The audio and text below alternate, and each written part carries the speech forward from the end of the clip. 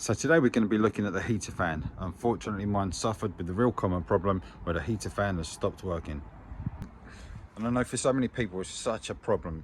Do you have to take the dashboard out to get to it? Do you have to take the doors off to get the dashboard out? What exactly do you need to do? How much is it going to cost? Is it worth me keeping the car? Should I just scrap it and go and get a new one? Well, yes, it can be expensive, but you don't need to spend a penny. And if you ever considered doing super thanks on the video, paying someone, a YouTuber that's going to save you money, please make this be the one. If you ever considered making or giving super thanks, please consider doing it for this one, because this video is going to save you a whole lot of money and a whole lot of time. So what's actually happened? What's going on? Well, the other day I washed the car, got loads of water on it, as you do with a hose pipe. The water went down everywhere, and then I always notice in the footwell it always seems a little bit damp. And when I say in the footwell, I don't necessarily mean kind of on the mat or anything like that, but more around the mounting for the steering rack over there. It always kind of looks a little bit damp. So I wondered whether or not when I washed the car something might have happened and it's got damp, it's got wet. Some of the terminals for the heater blower, which is right up behind the clutch, as we know, we've got damp, something like that, and they needed drying out. So the first thing I did was literally got a fan heater in here just to blow it out. Left it in there, just blowing out all the terminals for a good 10-15 minutes or so, but that didn't work. So then I connected it up to the laptop, looked at multi-ECU scan. You know, we've got a yellow plug on for the adapter, which is great. Run the diagnostics, have a look through, see exactly what was the issue. It come back with exactly what I was expecting. It said that it was the heater blower, the fan itself, not the resistor pack. So we knew exactly what we're looking at. So we know that that's all the way back up there as well. And then what was actually happening? Well, when you get in the car, you turn the ignition on and you turn your fan on. Obviously you get the red lights come up here. At full whack, with it turned all the way up, or even if it was just on 1, 2, 3, 4, whatever it wasn't going anywhere. And what you could actually hear when you first turned it on, there was a little relay click, just clicked in, and then about 3 seconds later, you could hear it click out.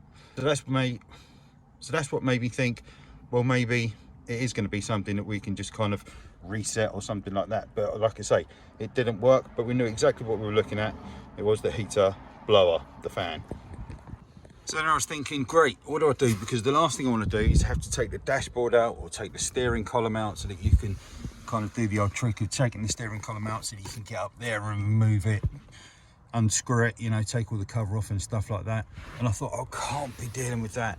So there was one last thing that I thought I'd try, and this is the bit that is going to save you money. This is the bit that's going to save you time. So this is the bit, the fix for this costs zero. So if you please do give it a go and it works for you, I'm not saying it definitely will, but if it does, really consider that super thanks.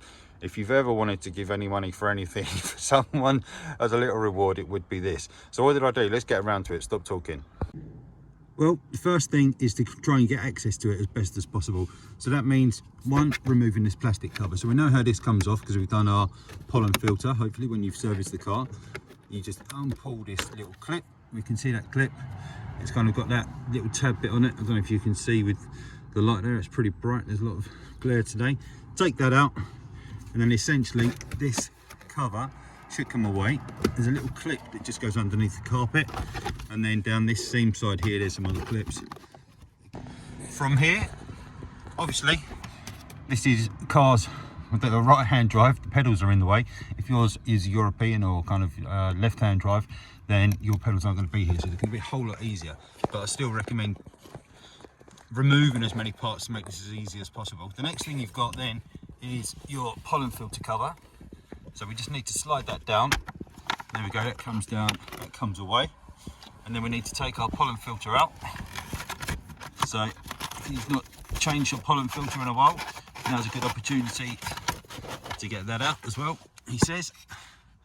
A bit difficult with the camera in the way. There we go. Hand that round, away that comes. And then the next thing, now we've got that excess, is just up here is where our resistor pack is. Just trying to see if I can see it in the shot there. If I can get my hand up while we're here. Here, there we go, I can see where I'm working now. Here is the plug, the electrical connection. There's a little clip there. Pull that down, that comes off. And then for the resistor pack itself, just at the top, see if I can get the camera a bit closer. Okay, and then up there, this is where our resistor pack is. You can see it's this whole module here. Hopefully I can try and hold the camera a bit still. There's a little clip on the top of it that you kind of need to just push down. Can't really see what I'm doing from here behind the camera. You push this clip down and the whole resistor pack slides to the right just a little bit, and then away it comes. There we go. And then we can just bring it over the top for right hand drive cars. There's the steering rack, and there's our resistor pack. We can just put that to the side as well. And then, believe it or not, that's all the dismantling you need to do. You don't need to take another thing off of your car. And so far that's taken a couple of minutes. So the next thing that I know some people have done when their heater blower is actually faulty, you can see up there the round element.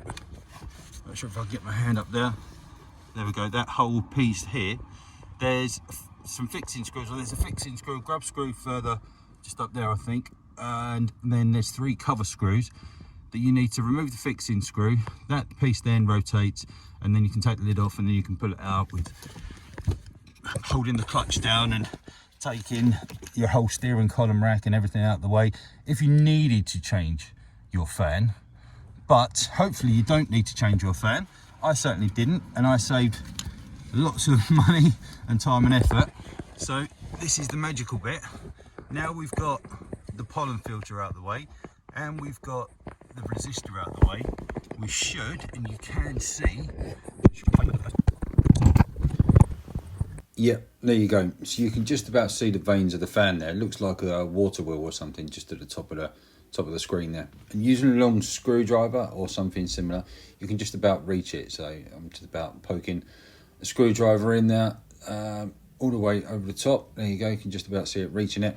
And what happened was that, yeah, there must be some corrosion or something similar on the motor spindle. And when I first tried to spin the fan, it was completely stuck and it didn't move.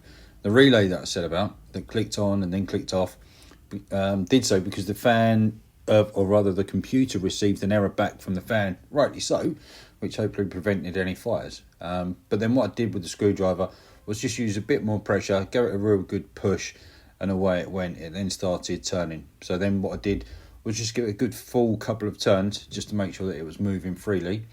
And then that was pretty much it.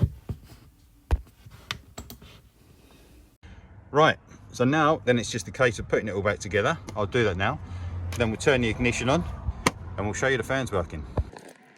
Okay, great, there we go. So all the panels back on, everything back in. So let's get the key in. There we go, we'll look through the camera. Ignition on, there we go. Fan on. And where before we would have turned this up and we would have got nothing, we would have heard nothing apart from that relay click. Now, there we go. Fantastic, lots of fan noise. And that is that. So for less than 10 minutes of effort, you don't need to take out the steering rack. You don't need to take out the dashboard. You don't need to take your doors off if that's your problem. And it more than likely is. I've heard quite a few people that have had the same problem with this. All they've done is just changed out the heater blower. Turns out that the old one was stuck.